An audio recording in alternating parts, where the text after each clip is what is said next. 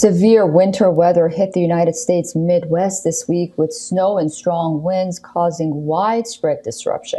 In Iowa, blizzard conditions strained cars and closed roads, while Kansas faced a blizzard that prompted travel warnings. Eastern Nebraska saw school closures and road shutdowns due to snow drifts and blowing snow.